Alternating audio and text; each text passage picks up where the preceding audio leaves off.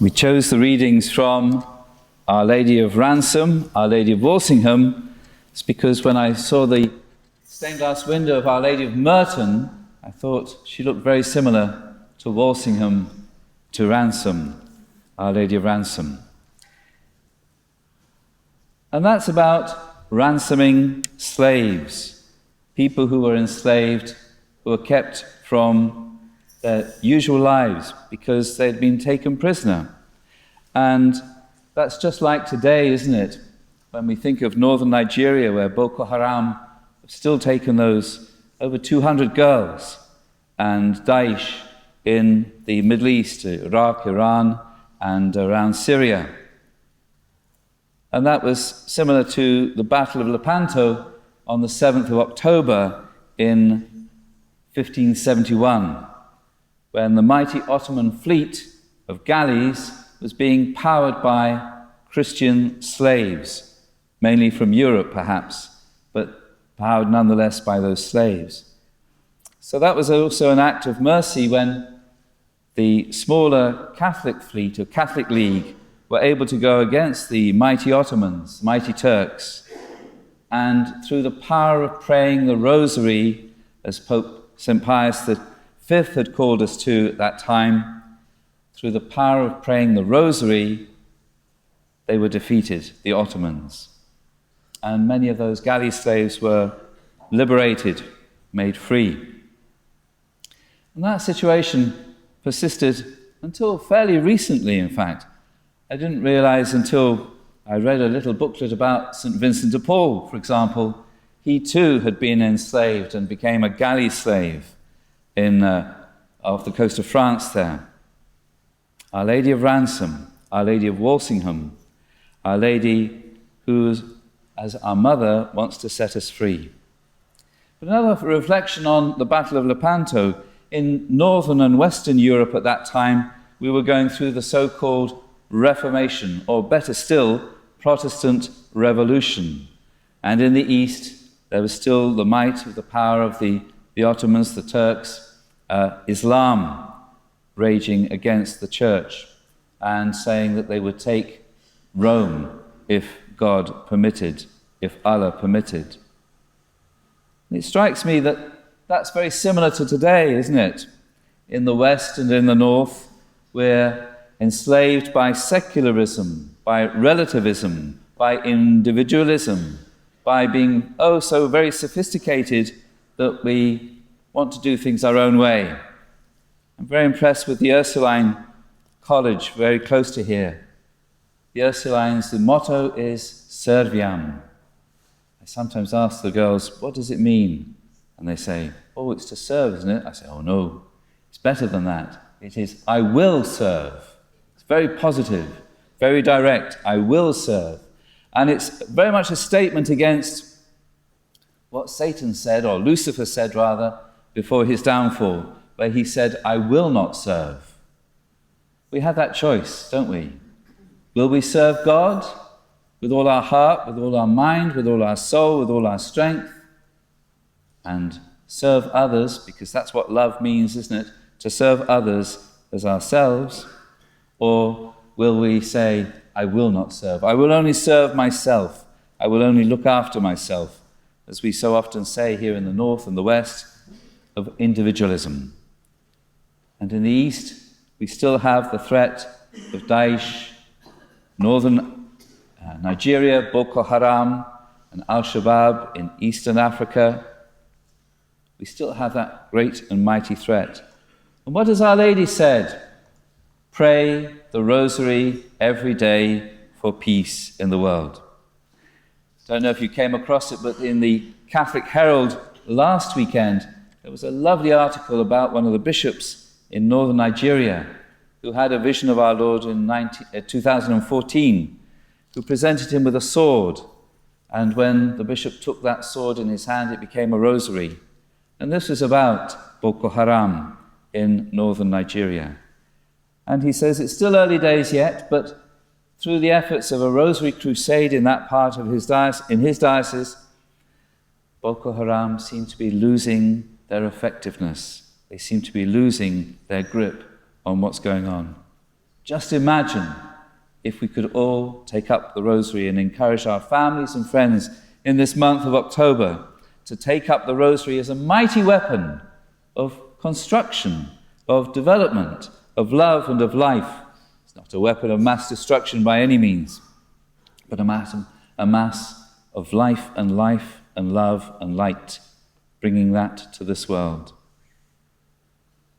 So the 24th of September was Our Lady of Ransom, Our Lady of Walsingham, very similar to Our Lady of Merton. Picture you can see up there on the right-hand side of the church. But also the 7th of October, Our Lady of Victories, Our Lady of the Rosary, proclaimed by Pope St. Pius V.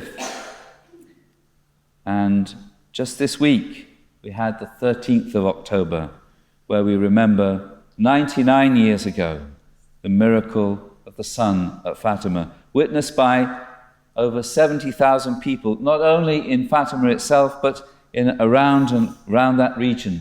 And again, Donal Foley wrote a very good article in the Catholic Herald last weekend concerning Fatima and the Rosary Crusade in Austria after World War II, and how in 1955 the Red Army simply got up and left without a bullet being fired. Following year, Hungary rose up, but they were suppressed by tanks and guns, and Czechoslovakia soon after that as well. Our Lady has given us this powerful weapon to use to bring peace to the world. I was reading one of my neighbouring parish priests' newsletter the other week at Our Lady in St. Peter's there in Wimbledon Common. He's put in a beautiful article by Father Hugh Thwaites, Jesuit of happy memory. Please pray for him as well today, or even ask his intercession too. But he said, Our Lady didn't say it once.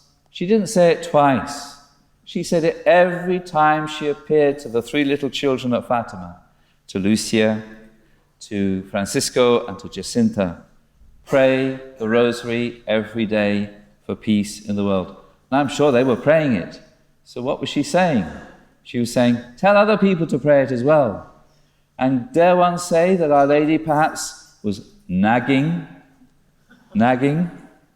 One of my former parishioners in another parish worked in a very high up position in the civil service. And she used to say that nagging is necessary advice given frequently. Does that help you, mothers? Necessary advice given frequently. And I think we can apply that to Our Lady. She's not just giving necessary advice frequently, but she's also saying, I want you to say the rosary every day for peace in the world. And you know as mothers, don't you, that if you say something not once, not twice, but 3 times or more to your children, you really, really, really want them to do it, don't you? It breaks your heart when they don't. So that's our message for the world, from our mother to us today, in this month of the Rosary, remembering that they were children of primary school age, 7, 9, and 10, when Our Lady appeared to them, but 6, 8 and 9 when the angel appeared to them 100 years ago in 1916 and taught them those very complicated, very rich theological prayers that we will be praying throughout this day as well. If children of primary school age can grasp it, then surely the world can grasp it with all our sophistication. As we stand in betwixt and between the pressures of the north and the west, and of the east and the south at this time, keeping Our Lady's prayers going. There's something more that needs to be said as well, because in the readings we've had in these last couple of weeks, from St. Paul especially, and I think it was in the letter to the Galatians that we heard, we have been adopted as sons and daughters of God through our baptism. And through our Jewish Christian tradition, we recognize that we are made in the image and likeness of God. But so many people in the world do not acknowledge that. And they do not see the high dignity that we as human beings have. made in the image and likeness of God. And even some other people of faith, of other religions, do not recognize that we are made in the image and likeness of God. And God has called us and chosen us and wants us to be living and loving as his beloved sons and daughters in his own Son, Jesus Christ. And that we've said yes to through our baptism, through being Christians, through being Catholics. We've said, I will serve, Serviam, I will serve God with all my heart, with all my soul, with all my mind, and with all my strength. And I will serve my brothers and sisters as myself, regardless of their race or religion or background. That's what we're being called to in this world.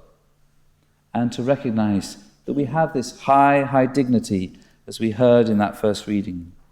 The proof that you are sons and daughters of God is that God sent the Spirit of his Son, Jesus Christ, into our hearts. The Spirit that cries out, Abba, Father.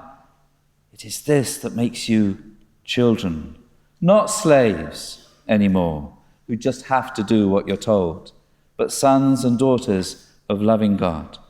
And we come here to the altar of God beneath the cross of Christ, and with our mother we offer this sacrifice of praise. We offer the sacrifice of Jesus at this altar today, and we recognize her to be our loving mother in this place.